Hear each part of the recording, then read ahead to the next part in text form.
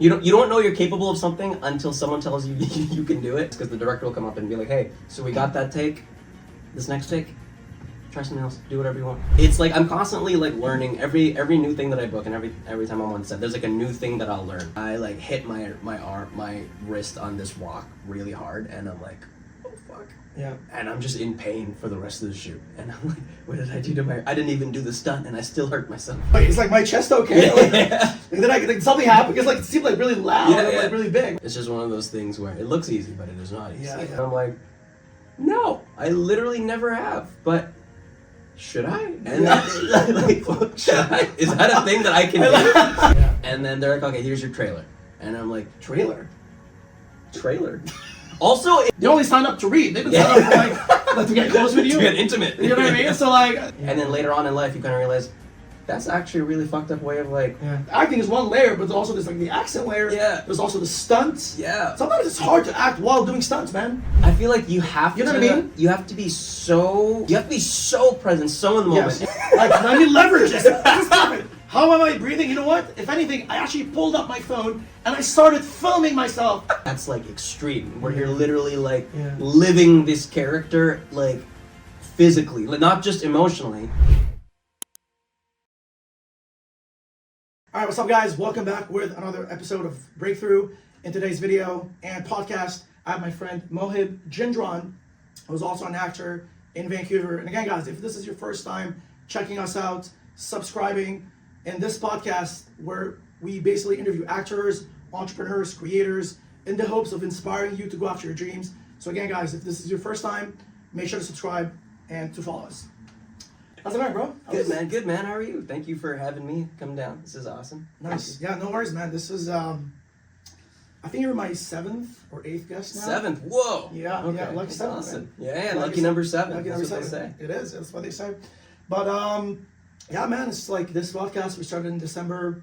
It's just about like, I think I want to give you some more context. I know I kind of like scratched the surface when we were like talking in the beginning, but the reason why it's called Breakthrough. Yeah. Because a lot of people like wonder, why is it called Breakthrough? Yeah. Okay. Because a lot of people like associate breakthrough to like a big break in their career. Yeah. Like a, lead role or like, something big, whether that's, I mean, from an acting standpoint, I guess like, landing something big on a show, but, like from a financial standpoint, maybe that's, like reaching a milestone, where you're making like 500K, maybe, maybe you just like reached the mill or something. Yeah. But I guess like what I'm trying to say is that a lot of people don't celebrate the small wins. A breakthrough could be 100%. something as small as waking up in the morning and realizing that you can do anything. Yeah. You're meant for this, you can do this, yes you can. So this is the reason why it's called Breakthrough. Nice. Yeah. It's It's actually what inspired this podcast in the first place. But okay, man, so I want to like just, I guess like it's something I usually ask all my guests as the first question. Why don't you like take us through your acting debut? Like, how did you start? What were you doing before? And yeah, like how did you like man. get to like where you are? No, today? yeah, I'm very much in the vein of people that didn't know acting was an option until very late in their life. Because I grew up in, I feel like we have a similar sense in that, where I grew up in Dubai, actually. Not a lot of people know. Interesting. I grew up in Dubai. I moved here when I was 17, and when you're growing up in Dubai, you're growing up with super strict parents. Yeah. You grow up thinking that you can only be like a doctor or like a businessman or an engineer. Like it's just these things, or in business or something like that, right? So I never considered acting a thing, or even going into film. I never considered it a thing. Right. Even when I moved here from Dubai, I went to university for behavioral neuroscience. Oh my goodness. Dude, yeah. You're so far from it. Yeah. I graduated, and literally the day I graduated, or like the day after, I was like, wait a second, why did I just, I don't want to do this for the rest of my life. Like, I don't want, like, now I had to go get a master's degree, and like, because you can't do anything with like a bachelor's of science. Yeah, especially in Dubai, right? Yeah, literally. So you can't do shit. You got to go get a master's, and then it's like, it's such a big process, and I'm like, do I actually want to do this? And I'm like, no. And then I had like this little like. So like, how far in did you realize this? After I graduated. I got right my after degree. graduation? It's like, because that's when it's like real for me. It's like, because up until you graduate, you're like, I'll do this and then I'll figure things out, And then you graduate and you're like, fuck, now what? And then it just hits you in the face that you're like, now what? What do I do? Yeah. And then I was like, wait, I live in Canada. I can do anything I want here. What do I actually want to do? And then I was like, maybe I'll go into film. Because I actually wanted to be an editor first. Okay. Yeah. I wanted to be an editor first. So, Interesting. but I was like, I just spent 4 years at SFU. I don't want to spend another 4 years in school. Where do I hear go? you, man. And at the time, VFS, Vancouver Film School, was a thing, and I was like, oh, this is a 1-year program, amazing. I'll go there, I'll learn how to edit. Yeah. I'll be an editor. I had no idea what film was. So you wanted to be an editor, like that was at first. Okay. At first, and then I go to film school, and that's where I learn what being a producer is. And I was like, wow, I love producing. This seems like super just in my like skill set already. And so I came out of film school wanting to be a producer. And again, acting wasn't even on my mind because I was even then because it's like, for me, other people act, that's not a me thing. It's like I would never consider myself being able to act because it was never something that was presented as something that I could do. Right. You know, it was just like, oh yeah, other people act, that's not what I do. Yeah. You know? Yeah. And then like one day, after VFS, I got a job at a film production company, which I kind of still work at. And my coworker at the time, he's an actor, and he was like, hey, can you just run lines with me real quick just for my class? Oh, I see. And I was like, That's how it started. Yeah. And I'm like, the line read. I'm like, sure, yeah, let me try that. And then I like read lines with him, and then he was like, have you ever considered like taking an acting class or acting, because you're not terrible? And I'm like, no, I literally never have, but should I? And like, should I? Is that a thing that I can do? Dude, that's so funny. I love it. Yeah, and then after that, I was like, okay, maybe I'll try. Yeah. And then I was just on Facebook, and I was like looking at, and then I saw a random audition for a commercial, a non-union commercial on Facebook. Yeah. And I just randomly sent in a tape for that. Interesting. Just for fun, and then I got it. It was. So that was you self like submitted like. Yeah, I just self-submitted. I saw it on Facebook. I self-submitted, and I got it. And I was like, first audition ever. my first audition ever. And That's I was crazy. like, what a way to kickstart your career. It just fills you with so much confidence because you're then all like, of a sudden you're like, fuck, I could do this. Yes. Oh my god. Yeah. And then I started taking acting classes, and I'm like, oh my god, I love this. And then where did you take class first? Where did you start? I started taking it at Deb's. Okay. I took Deb's on camera class, and then Sick. at Deb's studio, there's another teacher. Her name's Karen De Silva. Yep. She teaches a class there, so I took Deb's class and Karen's class at the same time. And then so you did Saturday Deb's was class, Deb. the on camera with Deb? Yeah, and then And Sunday with Karen. Okay. And I kind of did that for a couple months. And as I was doing So that, like how long ago was that? That was the. This was in. So I started taking classes 2019. I wasn't serious about acting. I was just trying to be like, what can I do? Yeah. What is this like? Is there a world where I can do this? So like, I wouldn't say I started taking it seriously yet. I was just like, Right.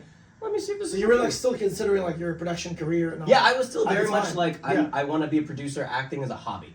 Okay. You know. Got it. And then at the time I was like producing a lot of short films, and I was like, you know what? Yeah. Let me just put myself in the short film as the lead, just because I have that power. Yeah, And then I would keep straight up. yeah, and then I would keep doing that, and I'm like, oh my god, I actually really, really love this so much. Like, it's a different kind of satisfaction I get than like producing, like being an actor. And 2020 came, and I was like, shit, maybe I should try taking this more seriously. And then I went and I got an agent, and 2 weeks after I got an agent, the world shut down because of COVID. Yeah. And Whatever. like timing, amazing. Welcome to the field. Literally, yeah. So That's what you get for joining us. literally, I brought COVID. So I mean, suffice to say, nothing happened for 2020. Yeah. And then, but I was still very much like, is acting something that I could say is the main thing I want to do? And then 2021 came, and that's when what happened in 2021? I think I booked something, and I was like, you know what? I think I want to like give this my all. And so I would say 2021 is when I took it seriously. You're really and like was shifting like, you know what? gears. I'm like, let me actually dedicate time. Let me take a step back from producing. Let me actually dedicate myself to this. And that's what happened in 2021. So, long story short, I'm one of those people that just like, you don't know you're capable of something until someone tells you you can do it. I don't know. It's like when you're not exposed to something growing up, you just don't think you can do it. Yeah. You know? Yeah. Like, we all have these feelings. Exactly. But yeah, I guess that's the long-winded answer Nice. to that. Love it. So 2020, was a complete shutdown. You had nothing happening. So 2021, like, how did it go for you? Like, was 2021 like a good year? Like, 2021 was a good year for me Did it start well for producing you? and acting wise, because it's producing. I did a couple big things that year. I did a Crazy 8. I did. I remember that. That's actually how I saw you. Oh yeah. Yes, Oh, from the Crazy one. Yeah, I was like, Yeah, oh, yeah. that's good performance. Thanks, man. Oh no, actually that one is 2022. 2021, I produced a Crazy 8. Oh, did you? Okay. Yeah. Because you acted in one. In 2022. Okay, got it. Yeah. Okay. I've actually done 4 straight Crazy 8s. Yeah. Retired now. But at the end of 2021, I started booking commercials, and I was like, and then I had a good streak in like October where I booked like 4 or 5 commercials in a row, and I was like, Sick. whoa. Also, the money is amazing. Oh, Commercial money, commercials, commercial yes. non-union money. That's where the the way to money's go. at. Yeah. Yeah. And then I was like, okay, I'm actually starting to get momentum. And then 2022 hit, and I booked my first like film TV thing in 2022. 22, okay. Yeah, at the start of 2022, I booked a one-liner, or I guess it's like a 10-liner on Avatar. Oh. Yeah. I was The show? The show. Yeah. I was a Oh. guard. I was an Omashu guard, and I got Sick. that was my first ever film TV thing. Wow. And after that happened, I got my taste of like, because I've only ever seen commercial sets before that. Yeah. And then you go on the Avatar set, Right. and you're like, So these are like new territories to you. whoa, oh my god, holy crap, Yeah. this is what. It's not the same thing at all. You know. No, it's completely different. Yeah. And also like on commercial sets, like you don't get a Well, actually, you know trailer. what? Why don't you like Yeah. explain for someone who's never actually, like, tell the audience like what's the difference between being on a commercial set versus like an actual film and TV set? Yeah, 100%. Just for someone who actually doesn't know. So it's a lot smaller scale, first of all, and I was getting into it just now, where on a commercial set you don't get your own kind of trailer or place that's like, or like they call it a honey wagon, which is basically just a closet they shove you into. You don't get that. You basically hang out in the makeup trailer, like with the rest of the cast plus the makeup team plus like it's like one trailer with makeup, costumes, and the rest of the cast, and you're all just in the same trailer. Yeah. And that's kind of where you are. It's funny. It's very ironic. You know why? Because like they put you in that makeup trailer, but you make more money than the actual film and TV. Like It's crazy. you're like, wait, what? It's like You're paying me more, but you're you know what I mean? Like Yeah. it's just, there's a discrepancy. there's so much It's money really they funny. just throw Yeah. around in the commercial world. I'll never forget this one day. It's the easiest money I've ever made. I spent 2 hours on set because they decided because we were shooting in a house and it was supposed to be a full day shoot. Yeah. But then when we were in the house, for some reason they realized the house didn't work for their shoot. Like so mid take. Because the director was just not happy. He was just like, None of the takes were working. He wasn't like there was one take that he liked, and then the rest there was always something he had to complain about. In the background? And he just didn't like it. Like the location, I have literally no idea. They didn't tell us anything. Okay. But 2 hours, and then they were like, "It's a wrap. We're done for the day." And so the entire shot, they wrapped for the day, and I got the full day rate plus the buyout, and it was so much money. Hold on, did it air the commercial, or they had to reshoot it? I'm assuming it aired because you don't get the buyout. Yeah, you got the buyout, yeah. So it's like I don't even know if I was in because they did one shot. They literally shot one thing in the house, and it was a wide shot. And That was the only take you were in. Yeah, there's like 5 of us in it. There's Wow. like 5 cast, and they just did one shot, just a wide of everybody, I guess. That was and enough. then at some point it aired. I've never seen it. I found every commercial that I've been Right. in. Up until this day, you haven't seen it. I can't find it. So I'm like, did it air? I don't know. But I got the buyout, so. That's like hilarious, bro. That's man. That's the funniest thing ever. Yeah. But then, to circle back, and then I go on the Avatar set for the first time. And I'm like, Yeah. first of all, I have a lot of friends who were actually on Avatar, like they were like dressed up in these. Yeah. What are they called? These characters on Avatar? the tribes or whatever. the I think they're called tribes, like the, Okay, the okay, cool. the different nations. Mm. Yeah. So I was part of the Earth Nation. The Earth Nation. Okay.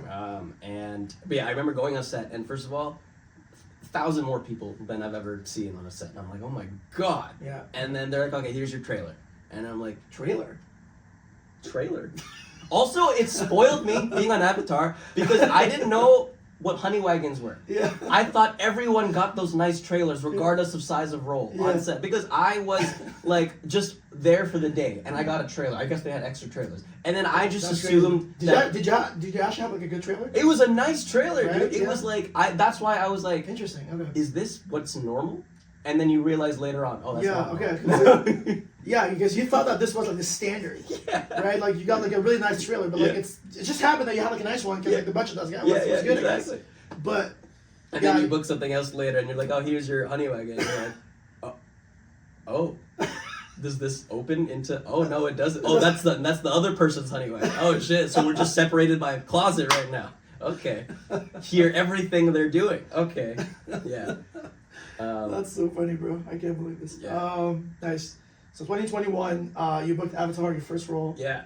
And then it went. And then just skyrocketed from there. yeah, Avatar. This is 2022. I booked Avatar. 2022, sorry. And then I did the Crazy 8 that you saw me in. Yep. The Imran Ali Khan. That was good. And I was feeling really, really good acting wise. Oh yeah, no, you like honestly, like you did really well. Thanks, man. I appreciate it. And that Appreciate remember. it. Yeah. And Good then stuff. after that, that's when I booked My Life with the Walter Boys, the season 1, the recurring role. Yeah. You know, walk us through that. How did you get this? Well, it like Walk us through the moment you actually received the audition yeah. to the moment you actually landed it. So it was first I got the audition, and originally the role had a British accent. Yeah. And They explicitly asked for that? yeah, because the character was British. Okay. And so I was like, okay, you know what? I can do British accent. Let me do it. Yeah. And so I send in a tape. It was like 3 scenes In British. in a British accent. Okay. And nice. and then I had a Zoom callback with the showrunner and Nice. the casting director. And again in the British accent, but then she also asked me to do it in my regular accent just to see. And that was it, dude. Like it was like the one tape, the one Zoom callback, and then my agent emails me one day. I was on set for something for another short, and he's like, "By the way, you've been approved for this role." And I'm like, "What?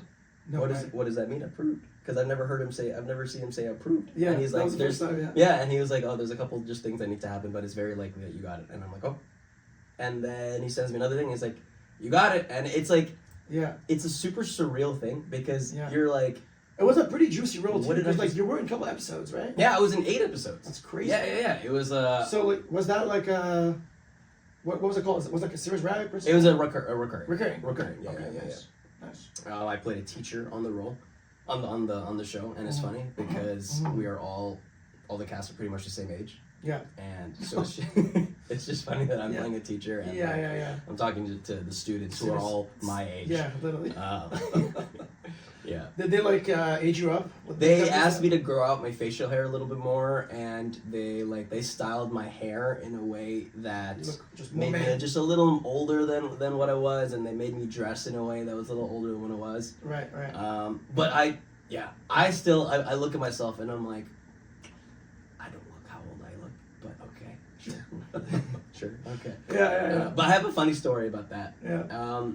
Remember how I said it was a British accent at first? Right. Yeah. Because you did play like a, correct me if I'm wrong, but I think it was not British. Yeah, no, exactly. Yeah, It was normal, yeah. So after I booked it, I'm like, okay, I gotta get accent classes just to perfect it. So I signed up for some British accent classes, and I was like, okay, I was listening to like British podcasts and like talking back and really trying to perfect this accent, right? Mm-hmm. And then first day on set, I'm doing the first take. I do the accent. So hold on, you went to set thinking that you're doing it in British. Yeah, 100%. So you rehearsed it in British. Everything was in in British, British. Okay, dude. And then first take, I do my British accent, and afterwards the director comes up and he's like, "Are you doing a British accent?" And I'm like, "Yeah." And he's like, "Oh, we dropped that like months ago. Did no one tell you?" And I'm like, "Nobody told me." What? He's like, "Yeah, you're not British anymore." You would think I would be told as the person playing this man.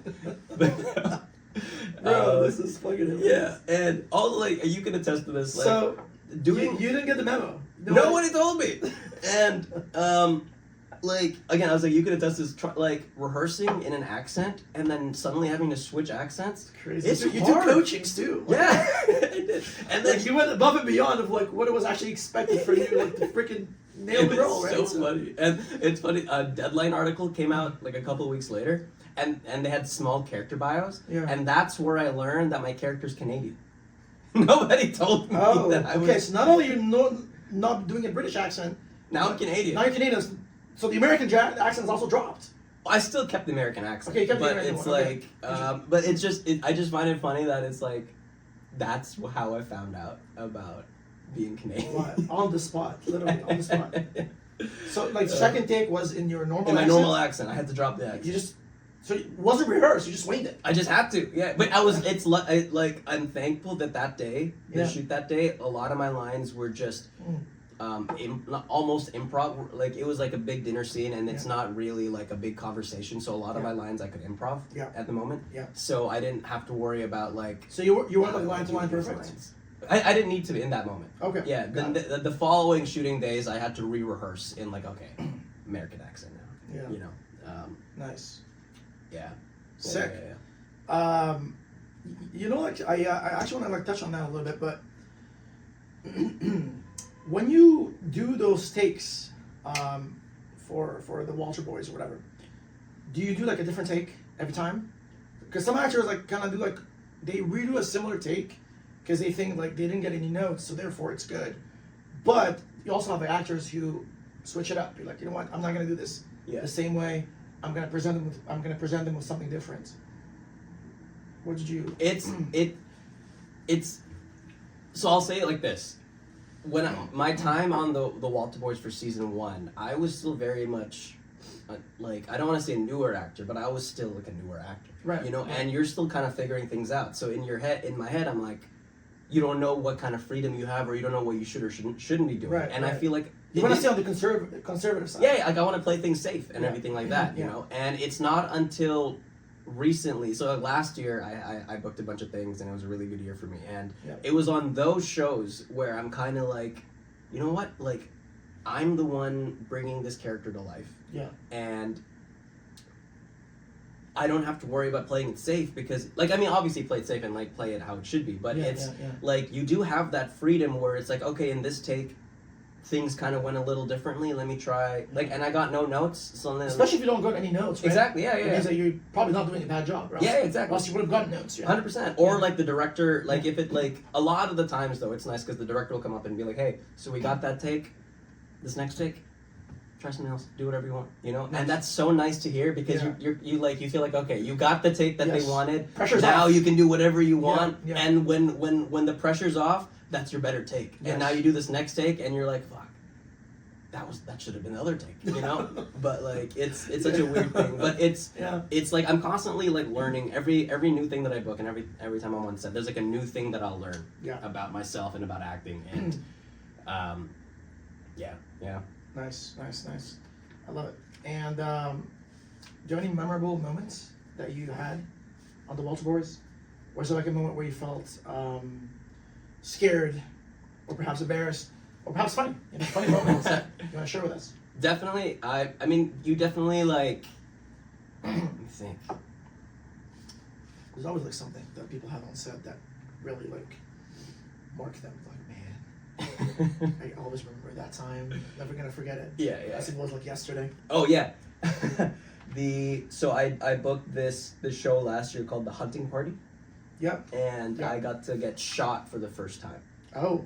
Yeah. Were you got squibbed or whatever? I got squibbed. I didn't get to do the actual stunt of being like, they gave me a stunt double for that, which also, by the way. So you didn't get like a reaction shot or whatever? Like, I know. I got to do, on my coverage, I got to do like the quick one, but then on the wide, it was him being yanked. They attached like a thing to him, and they yanked him because it was like a sniper shot. Right, but that was like, but your face was not. No, that wasn't me. So like they used my face for like the moment of the shot, and then the directly after when I'm on the ground. They cuts it into like. Yeah. But then the actual getting shot and yanked was the stunt double. Right. That's crazy. And I'll never forget Were you watching your stunt doing this? I was like, fuck, I wish I got to do that. That looks so cool. Yeah. Oh my god. Yeah. Do you think you would have been able to do it though? Like, do you think you could have pulled it off? Honestly, I think so. You know, Yeah, like yeah. maybe It's it's me being overconfident. Yes. But I'm like, yeah, let me do my own stunts. I could do that. Yeah, you know, yeah, yeah. because you know, as a kid, you like role play these things. You're like playing Yeah, with your friends. yeah, like you role play getting shot and like yanked and stuff like that. You're And right, I'm like, yeah, I could do that. You know. Yeah. But what I was gonna say was that I hurt my hand really, really bad. It's funny. I didn't even And do the that's stunt, and I hurt my hand really, really badly, like my wrist, because there's a where I had to like the shot after they gives me, I have to like hit the ground. So I'm literally sitting, and then on action I just lay and hit the ground. Yeah. But then I hit the ground and I smack my wrist on a rock. Yeah. I like hit my wrist on this rock really hard, and I'm like, oh fuck. Yeah. And I'm just in pain for the rest of the shoot. And I'm like, what did I do to my... I didn't even do the stunt, and I still hurt myself. Yeah. What happened? That's crazy. God. I don't know if that was a funny story, but that's like a memorable thing that came to mind from that shoot. Was that your first time getting squibbed? Or you've done this before? No, on a big film and TV thing. Yeah, like on a short film, I think I've been squibbed. Yeah. But on a film and TV, I think that was my first time, for Nice. sure. Sick. Yeah. Sick. Okay, so like, do you want to explain like what it's like to be squibbed for those who like don't actually know what it means? Some Yeah. people like don't know like. Some people are watching like what is this? It's right? like they don't get it, right? Yeah, It's like, yeah. Because like they see the final product on TV, you're like, okay, I mean, I see someone getting shot. Did he actually get shot? yeah. Right. So yeah. So they attach like a little. It's like a small blood pack. It's not real blood, obviously. Yeah. But they attach it to your chest where you get shot, and Yeah. it's connected to Like wires and stuff. Exactly. Like that. It's like And- detonator like something. yeah, and it's a wireless detonator. And someone off camera literally presses a button, and it'll literally burst, you know. And the way they did my shirt at the time, my shirt will also burst open, kind of. Yeah. And it's honestly, it's a really cool thing. And It's a very cool thing to experience actually if you've never done it. Like, Yeah. It's just it gives the impression that you actually got shot. exactly it Or helps something. you Yeah. because you feel a pressure suddenly on your It chest. does. Like it's not like it's just nothing. There's like a pressure. Yeah. So like I guess there's a moment where like oh shit, what is this? Yeah, I exactly. mean, like, so, like it helps you act. in a way. 100%. You don't know what have I to create this feeling because it's there. It's there, you yeah. know? Like especially the first time if you've never been squibbed before. Yeah. The first time you do it, it's kind of like I was scared. I don't know about you, but I was scared. I was like, wait, is like my chest okay? Like, and then like something happened because like it seemed like really loud Yeah, and yeah. like really big, right? Because it's a new feeling you physically never felt before. Correct. Something like exploding. Yeah. You know, on Yeah. your chest. Yeah. Unless you played like paintball and you just get Yeah. shot in the chest. Then sure, yeah. Yeah. But yeah, that's what it is. And then you have to. The thing with getting squibbed is, like, you just have, like, you can't, like, you have to keep going with the take because Yeah. it's like Because like you can't.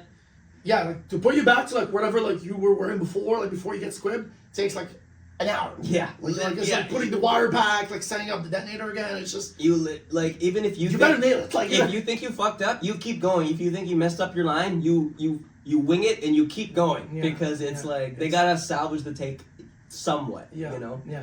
I agree. This reminds me of this is an actual funny story. Okay. So last year I booked Allegiance, and I play it was a guest star role, and I play my character is he's like a waiter, and I've never been like a waiter before. I've never worked in a restaurant before. I'm one of those actors that has unfortunately never had a serving job. Yeah, me neither. Actually, so that makes us two of us. The niche, the minority. Yeah. And so I've never held like those trays with glasses Oh on my it. goodness! I swear to God, I have a funny story about this. But yeah, go Yeah. I want to hear yours too.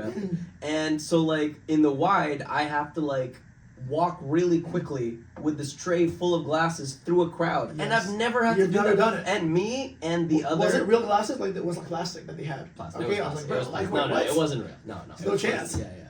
But that's what made it harder because at least with real glasses, they're heavy and they're weighted. Yeah. These are plastic and they're flimsy. Like Yeah. they just like you can blow on them and they'll fall over. Yeah. But me and my co-star, we both we've never been servers. And so she was also having the same trouble of like, so we would. I guess it begs the question: how'd you get the role? I didn't have to do that in the audition. Okay, that makes sense. Okay. And every wide take, I would walk, and then like as soon as I stopped, it would just spill constantly. There's so many takes where I'm just like, and it fell, and like it got So to that's something that they told you about on set. that I Like, had to do. You didn't know that you were like carrying a tray with like glasses on it. No, I mean I would assume. I mean in the script, You were carrying something. Yeah. But I like you never think Like about food, like plates or exactly. something. I thought I was gonna be carrying food. Yeah. Right, yeah, okay. But again, it's one of those things that you assume is easier to do than it is. Yes, it's one of those things that looks easy when you look at it. Because the people doing it make it look easy. It does, yes. Yeah. The same way acting looks easy when you watch it, when it's not. You know what I mean? Yeah.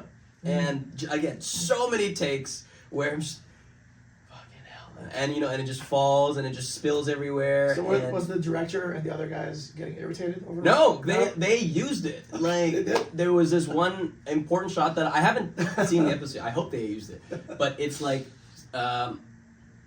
spoiler. This part maybe will. I don't know. Spoiler. I'm the spoiler. My guy stabs a guy, and this is kind of the part where I'm contemplating stabbing him. And so it's an important shot. It's like an important the guy's on the camera's on a steady cam and is following me. Yeah. Right. Yeah. And it's an important take. And of course I'm walking, and that's when the biggest spill happens. You gotta stop, and it just spills everywhere. But I just used it because I was like. Because my server is supposed to be my character's supposed to be someone that people just like treat badly. He hates his job and everything like that. So I just it spilled, and I was like I used it in the take. So I picked it up. I'm still acting. They're still rolling. Yeah. They used everything. So They did the cut, right? Yeah. Exactly. And it just showed my character even more hating his job because he's not good at it. Yeah. Yeah. But I was I just remember at the end of the day my shirt is like soaking. It's so thankfully it's like a black shirt, so you can't tell it's wet. No, it's a white shirt. But I was wearing a black vest. You didn't have didn't have like a different shirt for you to like. I like ran through them. Okay, all of them. Yeah. Because I just kept spilling. All right, let me dry this off. We're good to go again. Yeah. And that's funny. Yeah, it's just one of those things where it looks easy, but it is not easy. Yeah. I mean, like carrying plates, that's fine, but wine glasses, especially if they're filled, bro. Yeah. Especially if they're filled. Like if they're empty, then that's fine. But if they're filled, you kind of have like to the center of gravity, the center of mass, whatever. They even they put tape under just because they kept falling. Tape didn't work.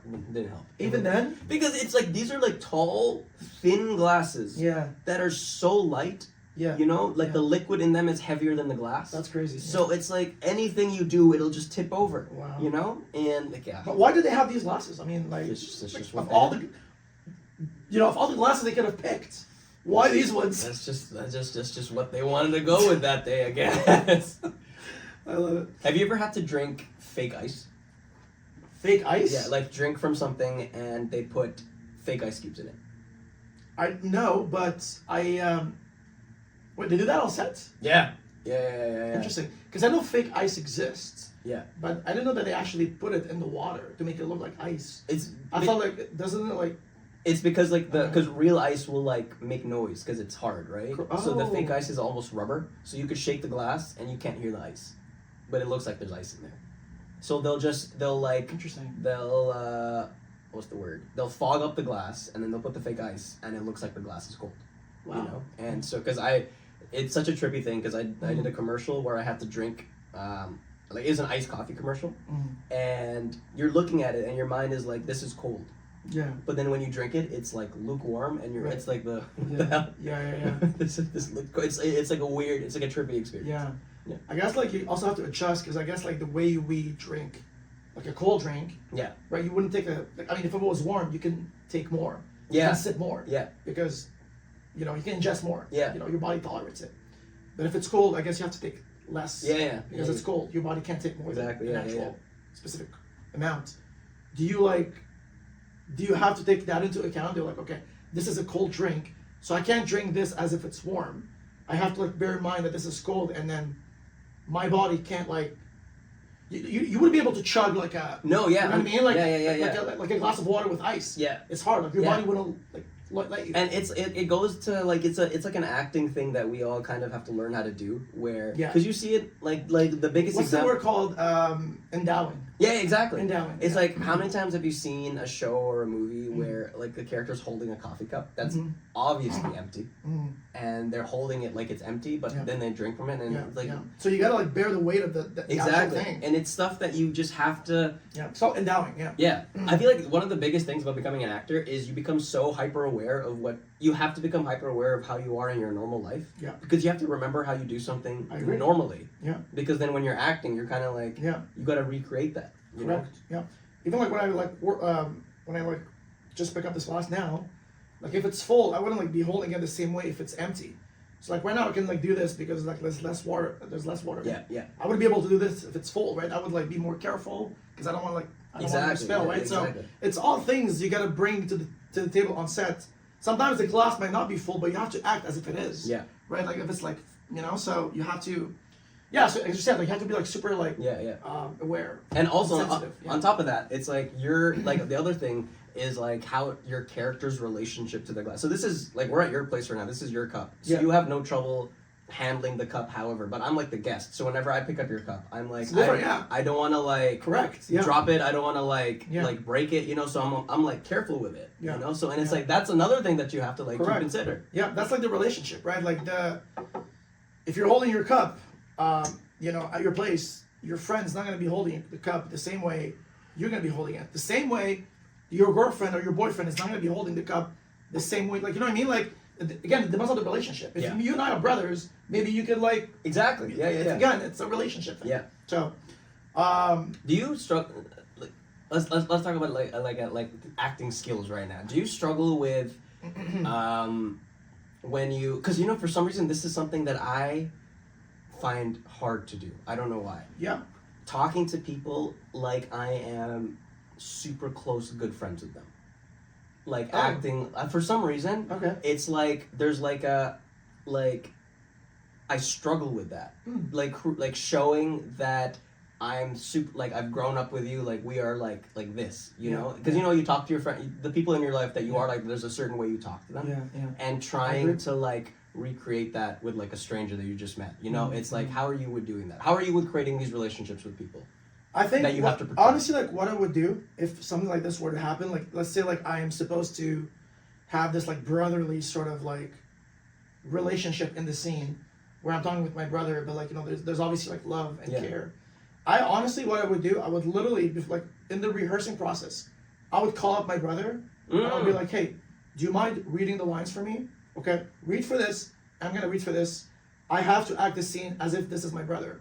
So there's no one else better fit than your actual brother. Yeah. You know, like, I would just like call the actual person. Yeah. That's literally what I do. So like if I'm doing a scene where I'm supposed to like endow a best friend, like we have like a best friend relationship, then I'm gonna use my best friend as a reader. Yeah. You know what I mean? Yeah, makes sense. Because like I'm gonna be more comfortable like making choices because it's my best friend. Like sometimes like I don't know about you, but like if like sometimes if I'm doing certain scenes and if it's like a random reader, like not a stranger, but like someone like who's not super close to you, sometimes like man, like I don't know if I want to do this. Sometimes there's like, you know, physical barriers, like, you know, like if it's my best friend, I wouldn't mind getting close and like you know, doing these little things. But if it's like a stranger who's just reading, they only signed up to read. They didn't sign up for like to get close with you, to get intimate. You know what I mean? So like they, you know, all they know that they're reading for you. That's, So I would honestly like that's usually what I do.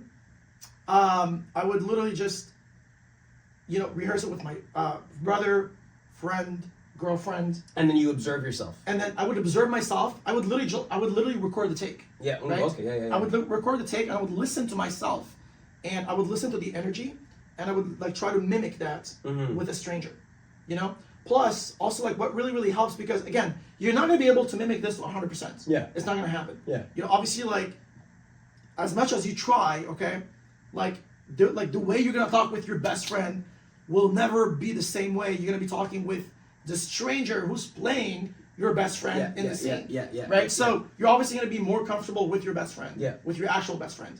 Now, this is where like getting acquainted with the reader helps. Right? Sometimes on set, I mean, not all actors like to do that, but I usually like to, especially if I'm doing a more intimate scene or something more close, I want to get to know the person. Yeah. You know what I mean? Yeah. I'm not gonna just like jump like into the scene without having like spoken with the other cast. Yeah. You gotta build some sort of rapport. You know what I mean? Like yeah. I would like literally just like try to chat with them. How's your day going? Okay, nice. Like how'd you get into acting? Blah blah blah. Just like just to create something. Yeah. So that when you take those choices, they land better. Like you're more comfortable taking choices because you've established something. Yeah. Which is not nothing. Yeah. You know what I mean?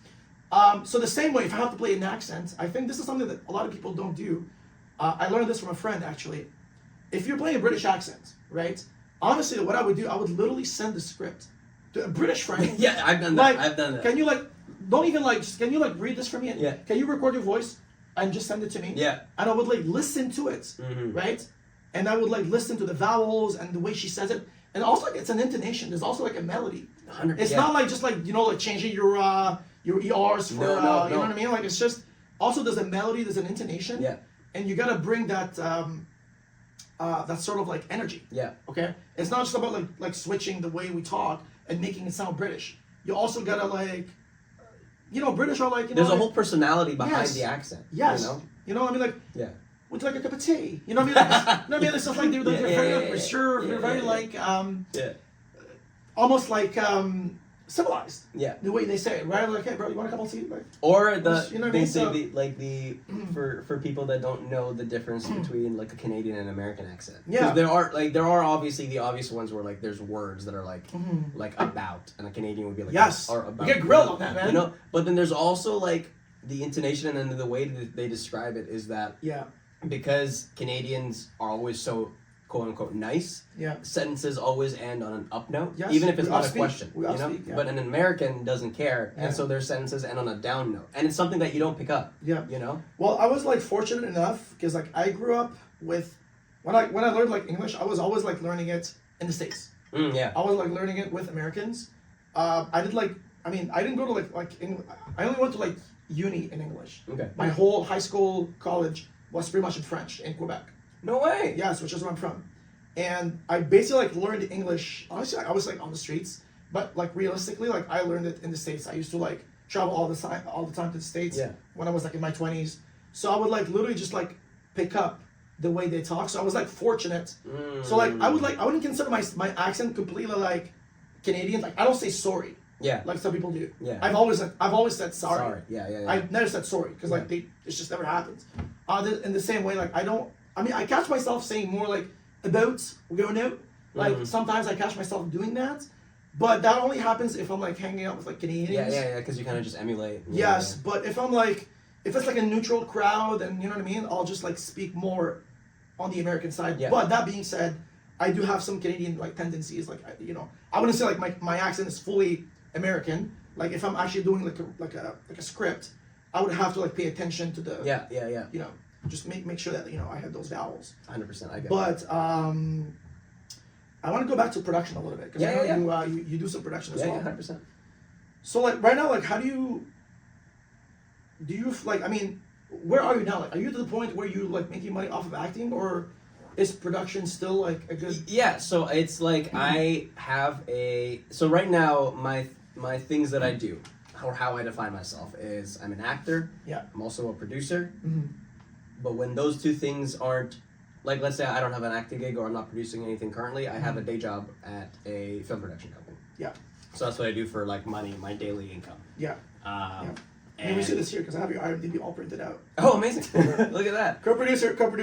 Yeah, so I still love producing. I've never made a single dime off producing it because not a lot of people know, but the last people if you want to join the film industry anywhere, you will get paid being a crew member, being someone in camera, lighting, being an AD, being someone in art, being those what they call below the line crew members. You can get paid and make a living off of it. If you want to be, because there's so many things in town that are, even if they're independent things, that are paid. Yeah.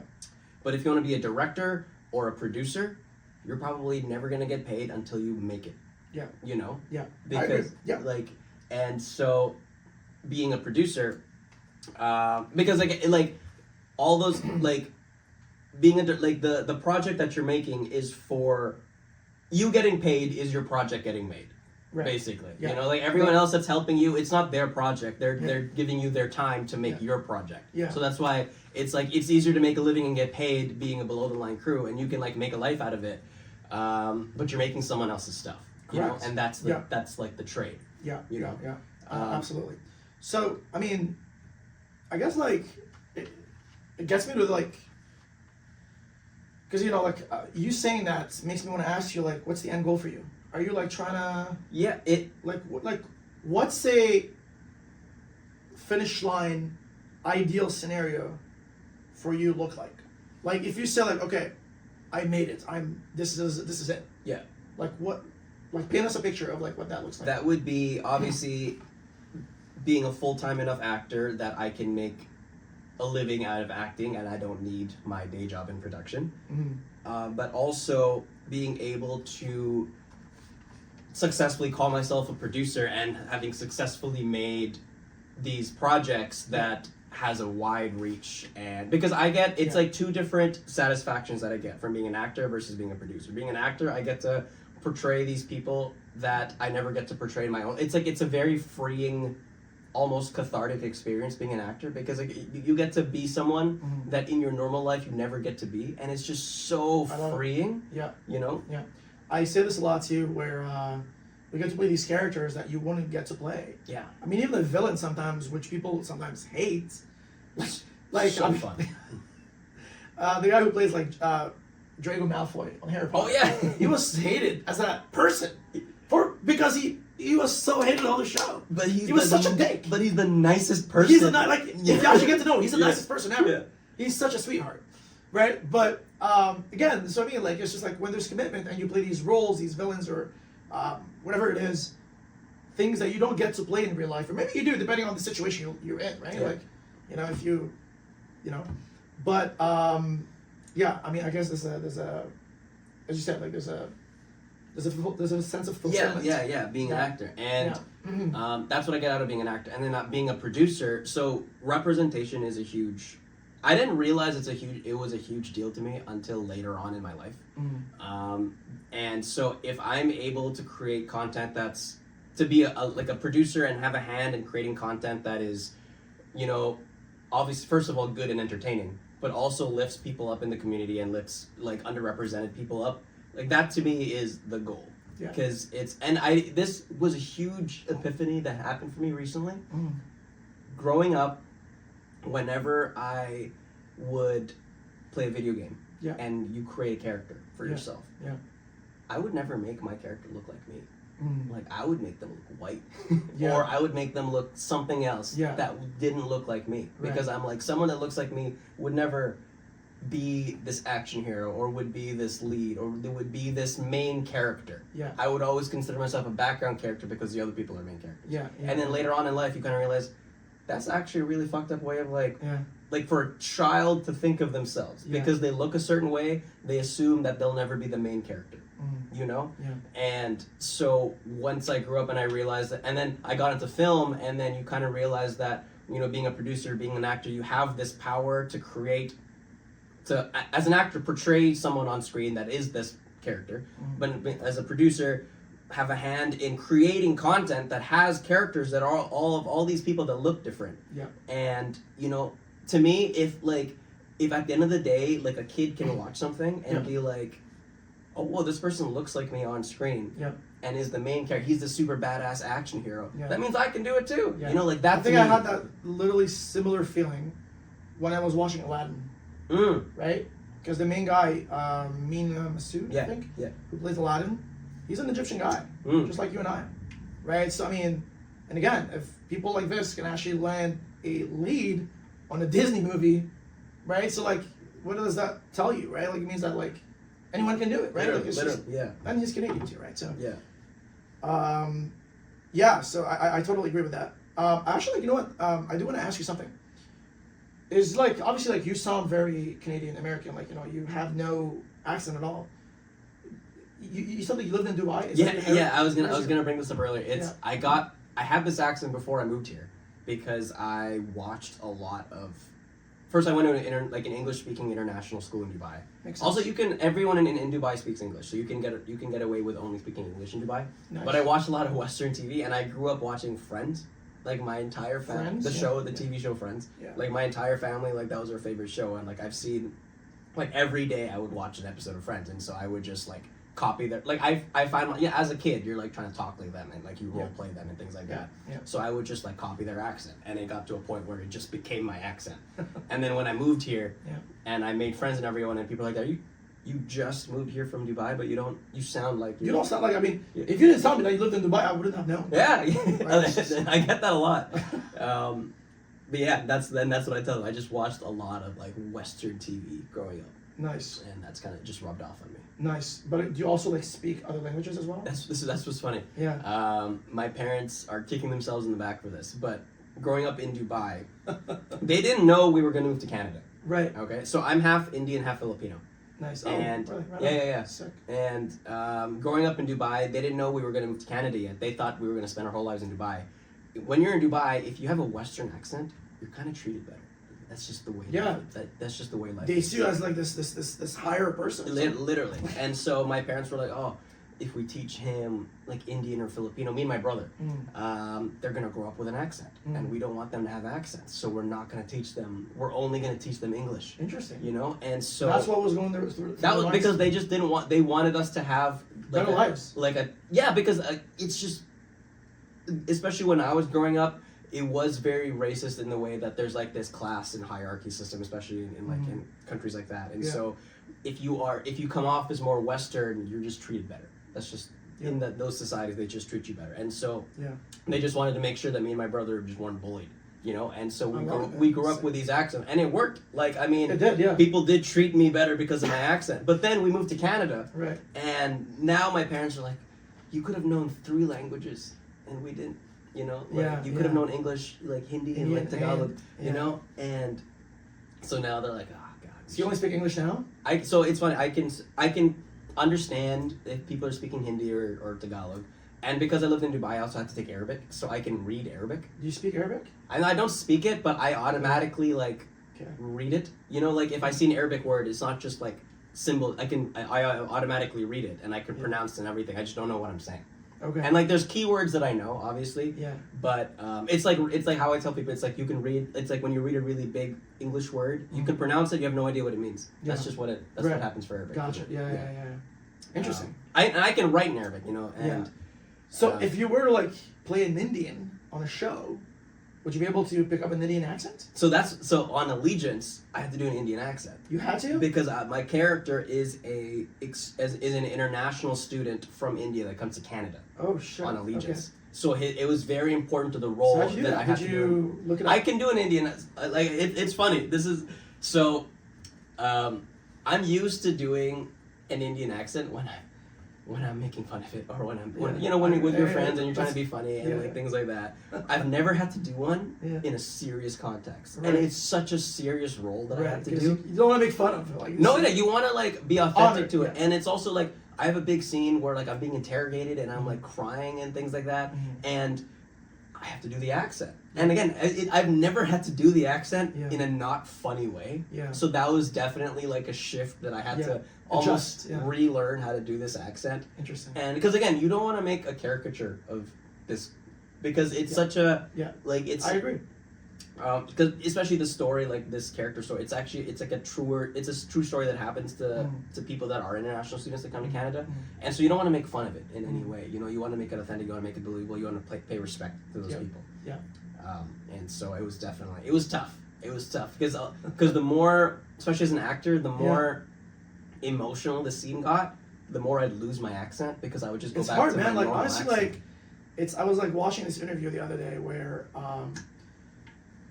like, I mean, if you're doing an emotional scene, plus you're doing an accent, plus sometimes there's stunts, right? So you have to be aware of like your surroundings. If you're getting punched, well, you have to like, oh, like again, this is the moment where I'm getting punched, but also have to react and with my accent, without losing my line. Like it's just like there's so much things to keep track of. You know what I mean? 100%. So like, it's hard. I mean, like acting is one layer, but also there's like the accent layer. Yeah. There's also the stunts. Yeah. Sometimes it's hard to act while doing stunts, man. Like Even just doing normal things. it's just like sometimes I'm getting caught in the business of it. I was like, fuck, man, because like if you do something a certain way on set, right? Like if you like a waiter on set, and then you're walking, and then you just dropped you dropped off the food on that line. Well, when you redo it, well, you better like do it again on that line. Yeah, exactly. Because like for continuity. Yeah, 100%. You know what I mean? Like you don't want to be like dropping the food off on a different word. Yeah. Because like it's gonna skew the scenes, right? Yeah. So again, it's all those things that they seem easy, but like you have to keep track of them. Like in your head without being in your head. Like also the ability to like, let's say you're working with like this super experienced actor, and then they go off book a little bit. They like improv a little bit. Yeah. You still gotta be able to keep up with them improving in your accent that you have not rehearsed. Yes. You know, like now these are lines that are new, that are just created on the spot, and you gotta still have an accent. Yes. You know? Yeah, that's so. Oh man, I haven't had to deal with that yet. I'm not looking forward to this, but this must be like, oh my goodness, this is like terrifying.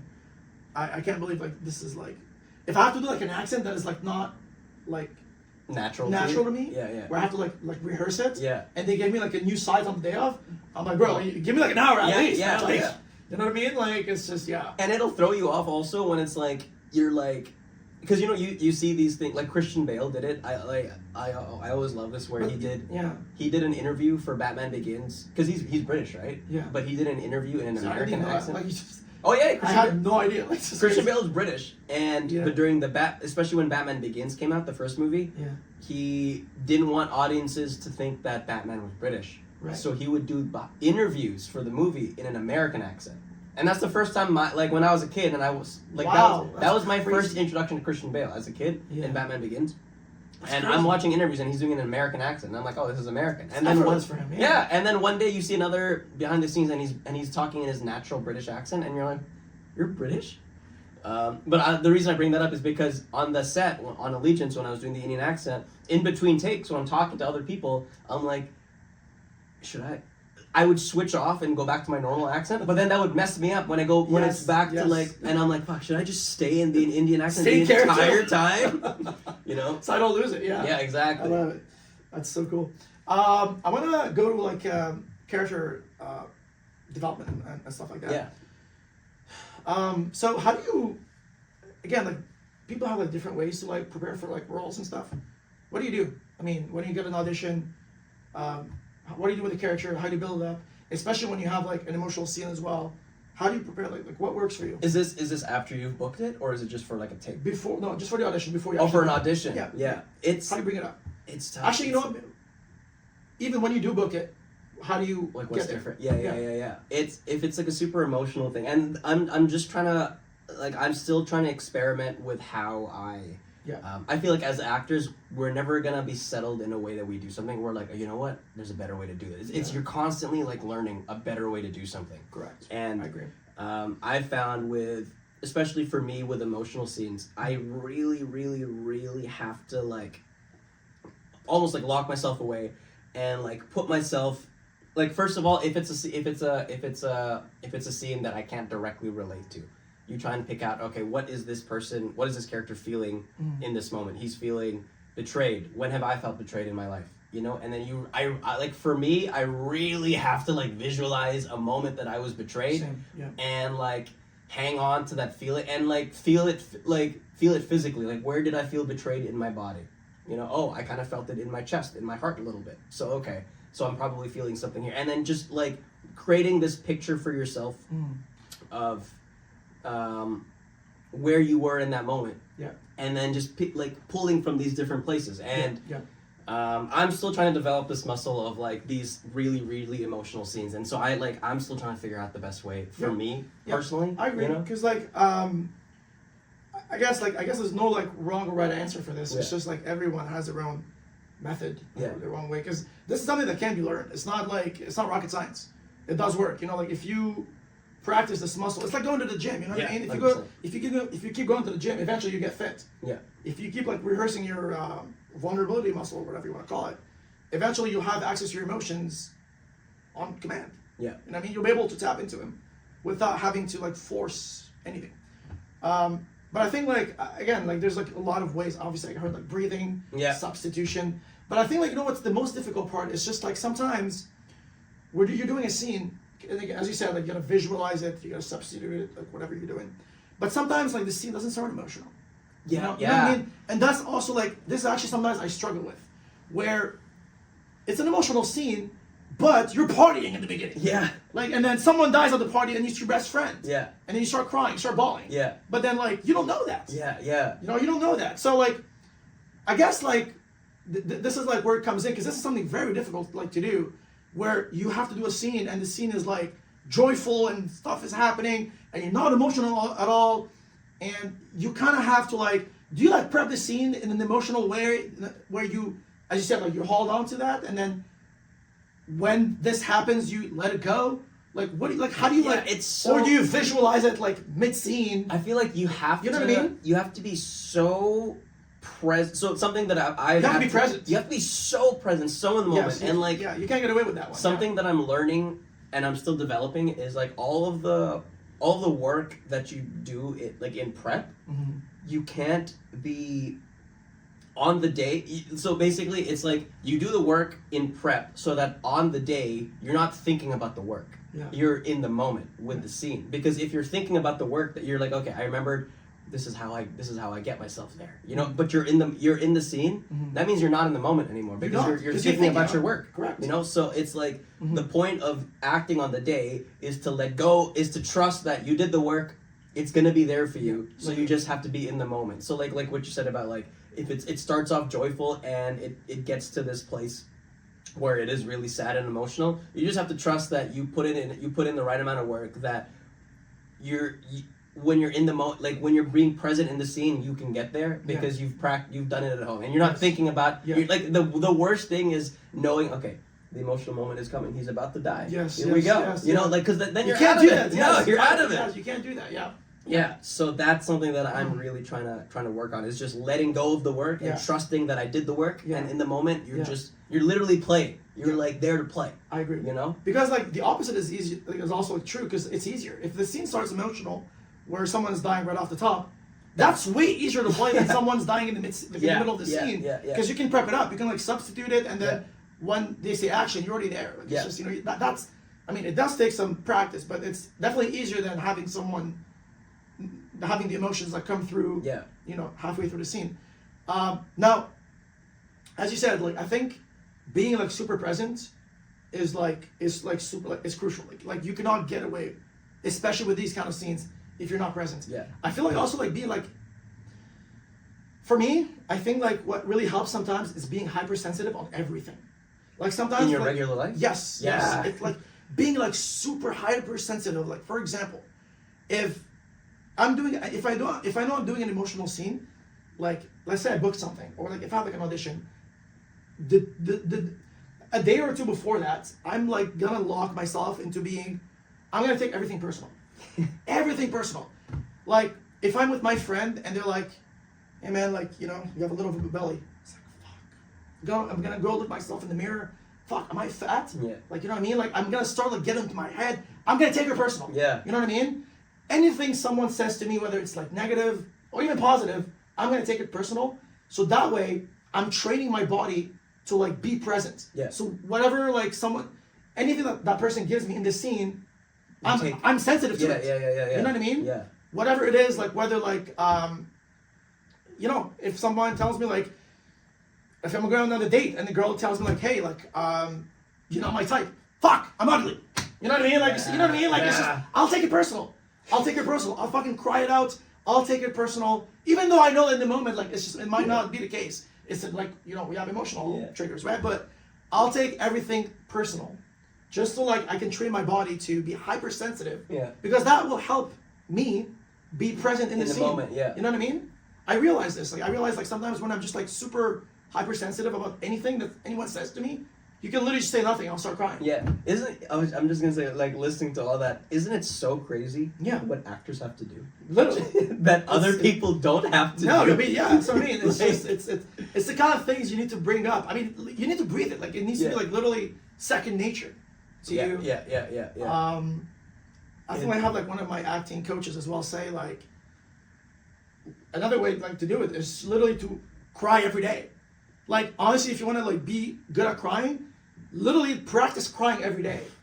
And I'm like, damn, okay, that's hard. That's It's harsh. hard, yeah. That's harsh. Have you- Yeah. Have you found yourself, because as actors we have to be we have to understand ourselves so much, because it's like your body is the tool. You have to know how to use your body, and you have to know how you act and work in certain situations. Yeah. But what I've found is that I become hyper aware all the time, to the point where, and this is what I find funny, is that let's say something in my real life something bad happened, something made me really, really sad. Mhm. I'll feel really, really sad, and then in the moment, my acting brain will turn on and be like, wait, I'm really sad right now. Yes. Okay, what am I feeling? Okay, where am I feeling things? Yes. Oh, blah, blah, blah. And it kind of like, it takes away from being sad because now you're like, okay, I have to remember how I'm like when I'm sad. Yes. What am I doing? How am I sitting? And it's just a 100%. funny thing that happens. 100%, and I swear to God, I kid you not, I have the living proof on my phone right now. If I can literally show it to you right after this. Sometimes I'm catching myself being emotional, and literally, as you said, I'm like, I'm being emotional right now. Let me leverage it. Like, let me leverage this. Stop it. How am I breathing? You know what? If anything, I actually pulled up my phone and I started filming myself crying just so I can look at myself. Okay, like, how's my chest? Yeah. What's happening with my body? Yeah. But again, because if you can actually replicate those things, you'll cry. Yeah. Again, as I said, look, this is something that can be learned. You know, like sometimes your chest clench a little bit when you get tight and stuff like that. All these things that if you can keep track of, and you can just like reproduce, you'll get emotional because your body knows that this is the trigger. Yes. That this is the trigger for him to feel emotional. Yeah. Right? So you'll naturally be emotional. Yeah. You know what I mean? Which is again why breathing sometimes also helps. So much. Because like, you know, breathing also the way we breathe when we are emotional is not the way we breathe now. Yeah. Like you and I were talking right now. Yeah. You know, like sometimes And also like where your voice your comes heart rate, from. yes, your voice. In your body. You know? Like I found that's like a cheat for me is Yeah. when when my voice is up here and it's an emotional scene, I know I'm not there. Like I'm not present. I'm not there. Because when you are emotional, like your voice comes from like down low. Like it comes from your diet. Like it comes from deep. For me at least. Yeah, I agree. And, No, 100%. But to build on what you said, you start picking up on like then you start knowing when it's not happening for you. Because then like let's say it's a super emotional scene and you're like, okay, I'm supposed to be in like I know I'm not present because I'm not feeling what I'm supposed to feel like, you know, and where it's coming from. Yeah. Yeah. No, I agree. Again, like, I'm saying all those things, but again, it's whatever works for you. Yeah, At the end of the so- day, right? it's Like, I mean, so again, this whole case by thing of case. like keeping track of how your body reacts to being emotional, kind of like takes me off a little bit. Like, cause like if I'm trying to reproduce this, I'm like, okay, in the video, my chest was like this, my breathing was like this. I'm like, I can't be thinking about this because I can't get emotional. Yeah. So again, like I feel like what really works for me at the end of the day is just, as you said, for me it's like substitution, like really finding a memory where I felt that sort of feeling, and also, man, I'm not even joking, voicing it out. Sometimes I get with my friend and I'm like, hey, look, I know this is gonna look weird, but let me vent a little bit. You know what I mean? I want you to just like listen to me because I need to like do this emotional scene. I'm gonna start talking about my dad or someone who's like really close to me, or my mom or brother or whatever. And just voicing something out, just like talking about it out loud in front of someone, will make me vulnerable. Yeah. Because these are things that you don't usually let out. Yeah. You know what I mean? Yeah. 100 And like to build on that, something that I learned recently that has actually really, really helped my acting, and this is very specifically for me, is like to what you said, talking to someone, but talking to myself. Like in a moment before scenario where it's like something had just happened, and it's like for me personally, I can't do it in my head. I literally have to be like, okay, so this is me like before take. Okay, so I just walked in, and I feel really, really tired, and I'm just like, I don't like this guy, but I just have to be here. But I just like he makes me nervous. I'm literally saying this to myself. I love it because it's this is so good. My body hears it more than if I'm just thinking it. Yeah, you know, it's basically your inner monologue. It's your inner monologue, and you're just monologue. saying it out loud. Yeah, and it's hearing it triggers my body more than Yeah. you know than just thinking it, you know? Yeah. So that's what I do from now on. It's good. I'm gonna try that actually. Honestly, because you talk yourself into you're like, Yes. because then you start, like, I even get to the moments where, like, yeah, I'm like, I'm feeling sad. Like, it's, like, yeah, like, you hate the guy, right? Yeah, fuck it. Like, Yeah. you hate him. Like, oh my God, he makes me so angry. Yeah. And then you, like, as you're saying that, Yeah. as you're saying that, your body's, and then you can be like, but I can't be angry at him. His mom just died. Yeah. You know? So it's like you're convincing yourself. Yes, you know? I love it. This is good. I love it. Yeah, it's good. Okay, I'm gonna want to get into. If you actually like watch some of my podcasts, I always like have a ultimate question in the podcast. All right. Something that might actually throw you off, Okay. which is nice. But what do you think of method acting actually? Sorry? Method acting. What Are do you- what I think of it? I mean, yeah. Do you think it's something that I think that's something that personally, Mhm. because I have found that it's, because also acting, you learn, like, it's basically therapy. Even going to acting class is just therapy. Yeah. And I found for me and my emotions, Mhm. it's hard to connect to my emotions immediately. Like there's some people that are like they're so in touch with their emotions. Yep. They can Some put people anything are. up, It's and that's crazy. just, you know, and I mean, like, good for them, but yeah, I know, honestly, like, amazing for them. Yeah. But like for me, I have like there's a distance between me and my emotions, and so I do have to go somewhat not method in the sense of like Jared Leto where he freaking mails a condom to his co-star, like none of that shit. But like for almost building on what you said, where like if you know you have to do this super emotional thing, then for the week you're gonna be like in that place. Yeah. When like I'm almost in that same place where it's like I have to like really experience it in my normal life, what my character's gonna feel before I go into it, because I need to create that connection, because I'm so good at like, and I didn't realize this until I became an actor, I'm so good at deflecting emotion. Like before I became an actor, like nothing made me sad, nothing made me stressed, nothing threw me off.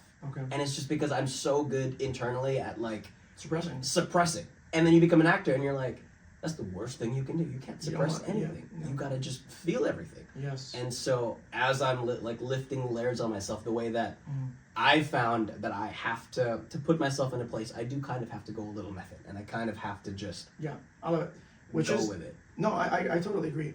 I think like the reason why I was asking is because I want to know your take on method acting versus, I guess, like normal acting, regular acting. What do you think are the main differences between both? Do you think one method is better than the other, or because obviously there's a lot of method actors out there. Yeah. And some of them are just, I guess, like regular actors, like they don't quite like resonate with the method. Yeah. What do you think are the difference between? Well, I think I guess it's almost like how do we define it? Because then you've got some of these method actors that don't turn it off even in between takes. Like they're still in character. They're still. I was watching this. So Timothy Chalamet. Apparently he did a movie recently. Not recently, but it was a while ago. But it was a cowboy movie or something, and he said one of his co-stars really went method to the point of like not showering or like not like basically living the cowboy lifestyle. So they smell like shit. Even on set. On set, and he was like, "This is a problem," but like it works for this guy. So, you know, so it's like that's like extreme, where you're literally like living this character like physically, like, not just emotionally, but like physically. And I feel like there's that difference of like how method do you go, because it's like it makes sense to go like to emotionally put yourself there if that's what you feel like needs to help, but like do you also physically put yourself there? You know, like Christian Bale gaining 40 pounds, you know, like and for roles, or losing all that, like was really Guardians of the Galaxy, whatever. No, I forgot which one. But like, so I guess it kind of depends on how do we define method, and is there an appropriate level of method, you know? And I guess in my opinion, it's like, as long as what you're doing doesn't affect the people around you. I agree. You know? Because if you suddenly... Because you don't have to put someone through your shitty smells. No, exactly. Like that. No one has to through that. Making people uncomfortable. Like, let's say you have to play a pedophile. Or just something, and you're just this super creepy guy.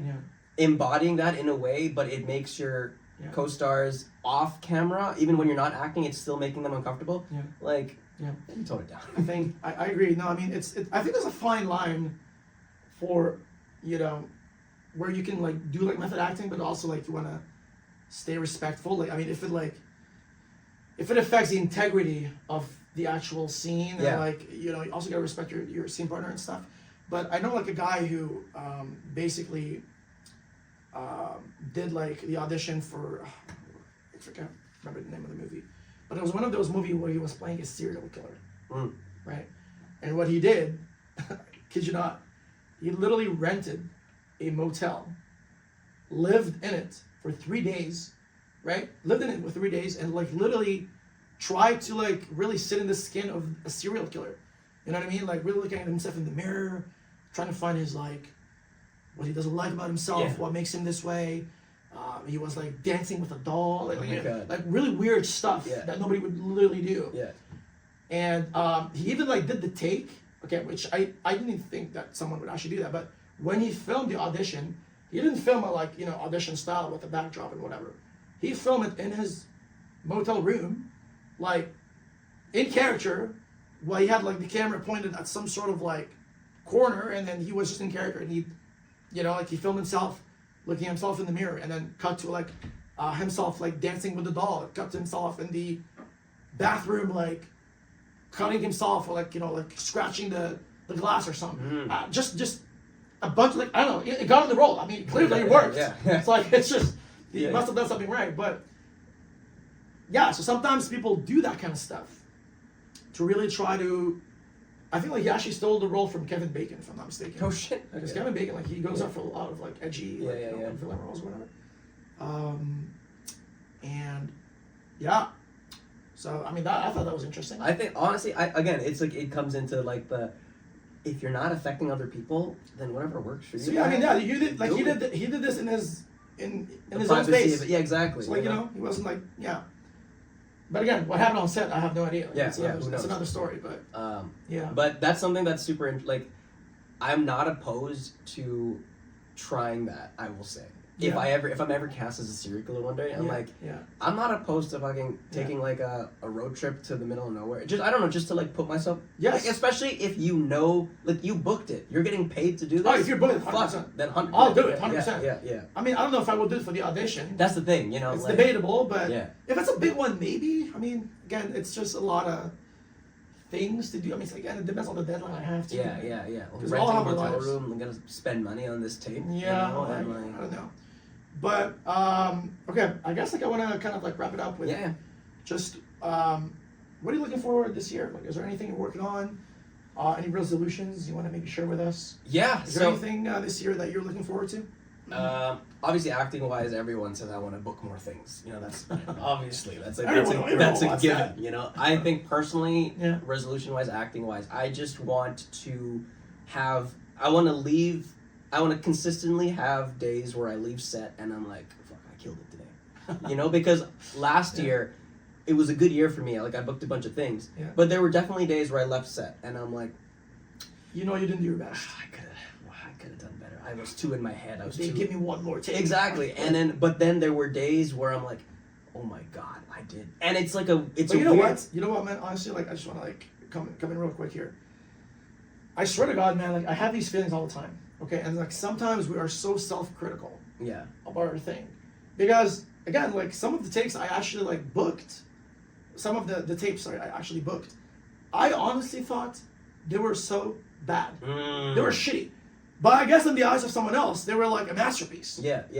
Right? So, I guess, like, I just want to come in and say, like, you know, like, it's, I mean, yes, it's good to do, like, these, like, self-reflective moments, you know, like, where you, like, look back at your performance and be like, okay. Because there's always, like, you know, more you can do. There's always progress to be made. But at the same time, honestly, man, like, whatever you see, it might not be what the other person sees. That is very true. What you actually saw, what you thought was, like, a complete, you know, like, awful performance on set that you had could be like something like, man, that was the performance of the century. Yeah. You know what I mean? Like, you just never know how other people are. That's so true. You know, like, that's so true. Honestly, it. Yeah. No, I totally get that. And I guess I just want to have. So for me, what I found, when I am super present in a scene, I get this feeling afterwards that I can't describe. It's just a feeling in my body after the call cut where I'm like, I was in that scene. Yes. I was like there. I was there. You know it in your guts. You know, and I just want to feel, because that to me is such a euphoric feeling. You know, it's like, it is. And I just want to keep feeling that consistently, you know, and set myself up, do enough prep and work that I can start feeling that consistently, you know. I love it. And so it's kind of just a personal thing. On a more widespread thing, the big thing for 2025 for me is I don't want my entire life to just be about film, because it's so easy to just get consumed by, like, you're acting, your friends are in acting or in film. I'm also producing, my day job is in film, and very quickly my entire life becomes about film, and that's not all life is, you know. And especially to be an actor, you gotta live life. You know, you gotta, like, experience life, you gotta learn things about yourself, you gotta interact with people. And so a big thing for me is to really just live life even outside of film, because that's I agree. In one way, it'll enrich your life and make your life more full. Mm-hmm. And the second way is that you have more experiences to pull for acting, because you've experienced these things, so many different things, and so I think those are the two things that Love that. I'm trying to work on. Well, that's amazing, man. Thanks, We man. wish you the best of luck. Thank you. Thank you so much for coming on the podcast. Of course, thank you. And thank you guys for tuning in. We'll see you guys in the next one. Be safe.